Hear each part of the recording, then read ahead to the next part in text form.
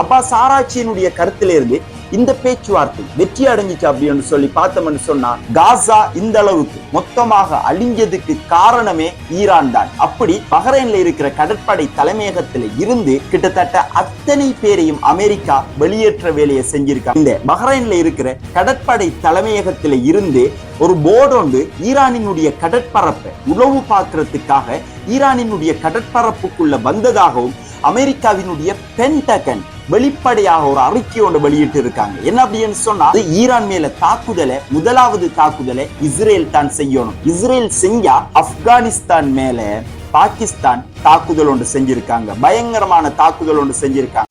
ஒட்டுமொத்த உலகமும் எதிர்பார்த்து கொண்டிருந்த ஒட்டுமொத்த உலகமும் பரபரப்புல இருந்து ஈரான் அமெரிக்கா பேச்சுவார்த்தை நிறைவுக்கு வந்திருக்கு அப்படின்னு சொல்லலாம். மூன்றாம் கட்டம் பேச்சுவார்த்தையினுடைய முக்கிய விடயங்களை தான் இந்த வீடியோல நம்ம ஆரம்ப கட்டமாக பார்க்க போறோம். அந்த அடிப்படையில பார்த்தோம் என்ன அப்படின்னு சொன்னா ஜெனீவாவுல கிட்டத்தட்ட 10 மணி நேரங்களுக்கு மேலாக மூடிய அறைக்குள்ள இந்த பேச்சுவார்த்தை இடம்பெற்றிருந்துச்சு. பேச்சுவார்த்தையை மத்தியஸ்தம் செஞ்சு கொண்டிருந்த நாடுதான் ஓமான். ஓமானினுடைய வெளிவிவகாரத்துறை அமைச்சர் இந்த பேச்சுவார்த்தையில கலந்து கொண்டிருந்தார். அது மட்டும் இல்லாம சர்வதேச அணு ஆயுத முகாமைத்துவ குழுவின் தலைவரான ரஃபேல் குரோசியும் இந்த பேச்சுவார்த்தையில கலந்து கொண்டிருந்தார் அப்படி என்று சொல்லலாம். அந்த அடிப்படையில் மிக முக்கியமான இந்த பேச்சுவார்த்தையினுடைய முடிவுகள் என்ன நடந்திருக்கு அப்படின்னு சொல்லி பார்த்தோம்னா மறைமுக பேச்சுவார்த்தையாகத்தான் இடம்பெற்றிருந்துச்சு அப்படி என்று சொல்லலாம். அந்த அடிப்படையில நமக்கு தெரியும் ஈரானினுடைய பேச்சுவார்த்தை குழுவை தலைமை தாங்கி இருந்தார் ஈரானினுடைய வெளிவிவகாரத்துறை அமைச்சர் அப்பாஸ் ஆராய்ச்சி. அதே போன்று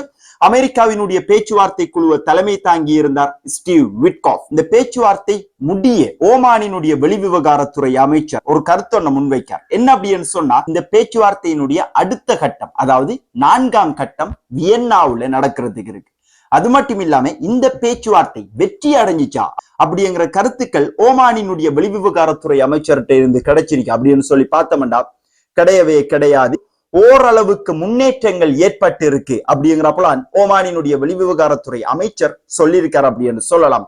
அந்த அடிப்படையில ஓமானினுடைய வெளிவிவகாரத்துறை அமைச்சர் இப்படி சொல்லி இருக்கக்குள்ள பேச்சுவார்த்தையினுடைய முக்கிய குழுவின் முக்கிய தலைவரான அப்பாஸ் ஆராய்ச்சி என்ன சொல்லியிருக்கார் அப்படின்னு சொன்னா அணுசக்தி மற்றும் தடைகள் நீக்கிற சம்பந்தமாக சில முன்மொழிவுகளுக்கு ஈரான் சம்மதிச்சிருக்கு, மேலும் பல முன்மொழிவுகளுக்கு ஈரான் சம்மதிக்கல அப்படிங்கிறத அப்பாஸ் ஆராய்ச்சி சொல்லியிருக்கார். அப்பாஸ் ஆராய்ச்சியினுடைய கருத்திலிருந்து இந்த பேச்சுவார்த்தை வெற்றி அடைஞ்சிச்சு அப்படின்னு சொல்லி பார்த்தோம்னு சொன்னா அப்பாஸ் ஆராய்ச்சியும் இந்த பேச்சுவார்த்தை முழுமையாக வெற்றி அடைந்ததாகவோ ஒப்பந்தம் எட்டப்பட்டதாகவோ எந்த ஒரு கருத்துக்களும் இல்லை. அது மட்டும் இல்லாம இந்த பேச்சுவார்த்தைக்கு அமெரிக்கா ஈரானுக்கு சில முக்கியமான முன்மொழிவுகளை முன்வைச்சிருக்காங்க. இந்த முன்மொழிவுகளுக்கு ஈரான் கட்டுப்பட்டா மட்டும்தான் ஒப்பந்தம் எட்டப்படும் அப்படின்னு சொல்லியிருக்காங்க. என்னென்ன முன்மொழிவுகளை ஈரானுக்கு அமெரிக்கா முன்வச்சிருக்காங்க அப்படின்னு சொல்லி பார்த்தோம்னா ஈரானினுடைய முக்கிய யுரேனியம் செறிவேற்ற நிலையங்களாக இருக்கிற இஸ்ஃபஹான்,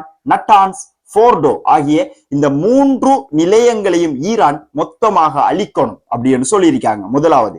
அடுத்து என்ன அப்படின்னு சொன்னா இனிமேல் ஈரான் யுரேனியம் செறிவேற்றவே கூடாது, அதாவது ஜீரோ என்ரிச்மெண்ட் அப்படின்னு சொல்லியிருக்காங்க. அது மட்டும் இல்லாம ஏற்கனவே இப்ப 400 கிலோகிராம்களுக்கு மேலே 60% செறிவூட்டப்பட்ட யுரேனியம் ஈரானுக்கிட்ட இருக்கு. இந்த யுரேனியம் எல்லாத்தையுமே யுனைடெட் ஸ்டேட்ஸ் ஆஃப் அமெரிக்காவுக்கிட்ட ஈரான் ஒப்படைக்கணும். ஏன் இந்த 60% செறிவூட்டப்பட்ட யுரேனியத்தை கண்டு அமெரிக்கா இஸ்ரேல் பயப்படுறாங்க அப்படின்னு சொல்லி பார்த்தோம்னா 60% செறிவூட்டப்பட்ட யுரேனியம் அப்படிங்கிறது சிம்பிளா சொன்னோம் அப்படின்னு சொன்னா 180% முழுமையான அணு ஆயுதம் தயாரிக்கிற படிகள்ல ஈரான் நெருங்கிட்டாங்க. மீதமாக இன்னும் 20% மட்டும்தான் இருக்கு ஈரான் அணு ஆயுதம் தயாரிக்கிறதுக்கு. அதாவது 60% செறிவேற்றப்பட்ட இந்த யுரேனியத்தை மேலும் 30% செறிவேற்றி 90% இந்த யுரேனியம் செறிவேற்றப்பட்டுச்சு அப்படின்னு சொன்னா ஈரானுக்கிட்ட முழுமையான பல அணு ஆயுதங்கள் வந்துவிடும்.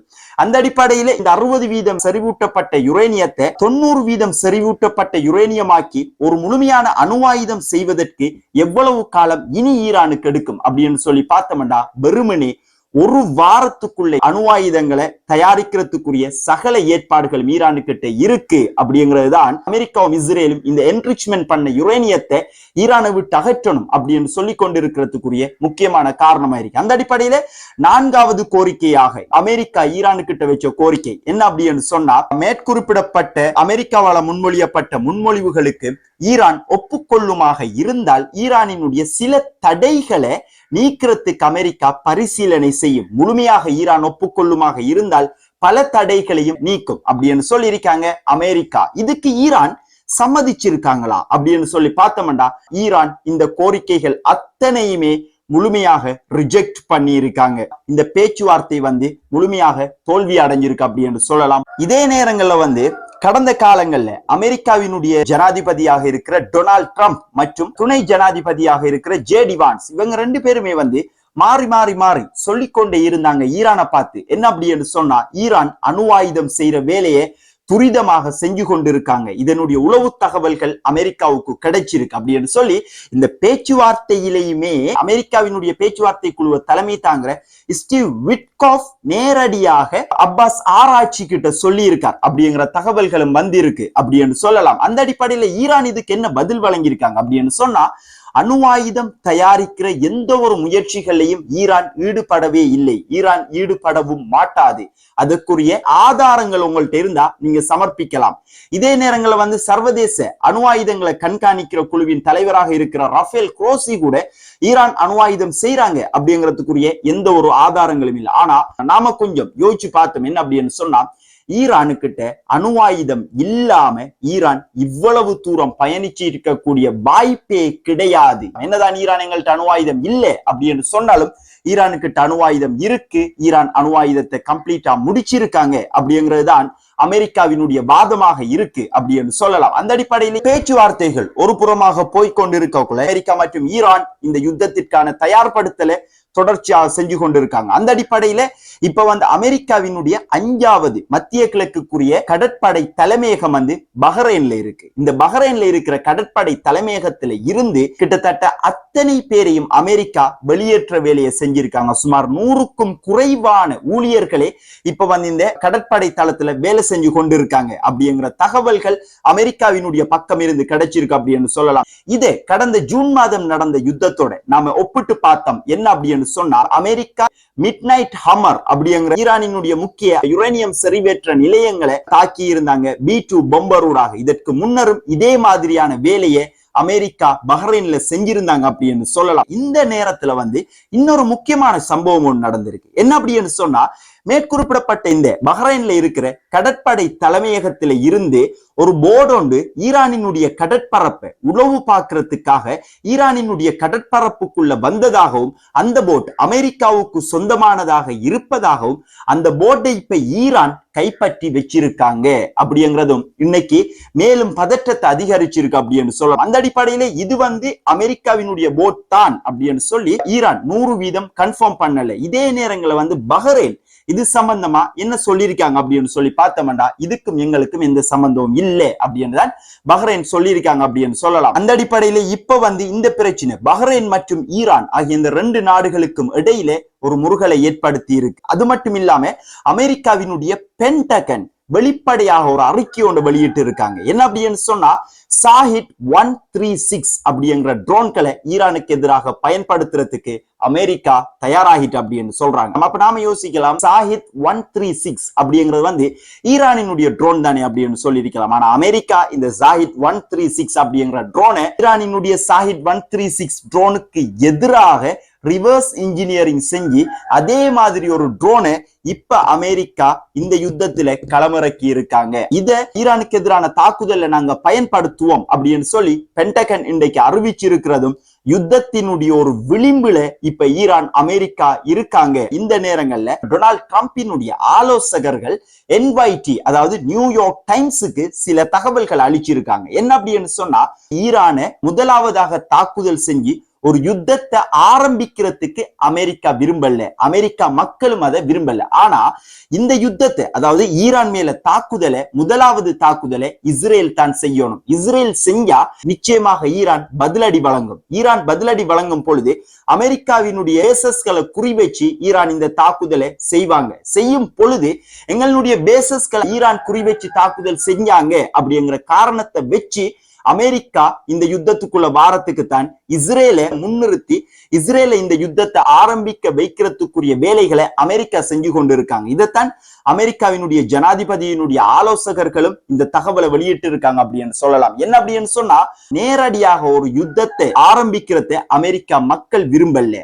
அந்த அடிப்படையில் அமெரிக்கா முதலாவதாக ஈரானை தாக்கிச்சு அப்படின்னு சொன்னா அமெரிக்காவினுடைய கவர்மெண்ட்டுக்கு எதிராக அமெரிக்காவுக்குள்ளேயே எதிர்ப்புகள் பெறலாம் அப்படிங்கிற காரணத்தால தான் இஸ்ரேலை முன்னிறுத்தி இந்த யுத்தத்தை ஆரம்பிக்கிறதுக்கு அமெரிக்கா இப்ப பிளானிங்களை போட்டுக்கொண்டு வராங்க. அந்த அடிப்படையில ஈரான் சம்பந்தப்பட்ட தகவல்கள் இப்படி இருக்கக்குள்ள லெபனானுக்குள்ள இப்ப நாம கட்டாயம் போகணும். ஹெஸ்புல்லாக்கள் அப்படிங்கிறவங்க ஈரானினுடைய இன்னொரு ஆர்மியினுடைய பிரிவு அப்படின்னு சொல்லலாம். அவங்க இப்ப ஈரான் மேல அமெரிக்கா தாக்குதல் செஞ்சா இஸ்ரேலுக்கு எதிராக அவங்களும் தாக்குதல் நடத்துவாங்க. இப்படி தாக்குதல் நடத்தினா லெபனானினுடைய நகரங்களை மொத்தமாக நாங்க அழிப்போம் அப்படின்னு சொல்லி இஸ்ரேல் லெபனானுக்கு ஒரு எச்சரிக்கை ஒன்று வழங்கி இருக்காங்க. அந்த அடிப்படையில லெபனானினுடைய பிரதமரான நவாப் சலாம் இன்னைக்கு முக்கியமான கருத்து ஒன்று வெளியிட்டு இருக்கார். என்ன அப்படின்னு சொன்னா, வரலாற்றில முதல் முறையாக தெற்கு லெபனான் பிரதேசங்கள்ல லெபனானினுடைய ராணுவம் முழுமையாக கட்டுப்படுத்தி வச்சிருக்காங்க. இதை சீர்குலைக்கிறதுக்கு யாரும் முயற்சிக்க வேண்டாம்.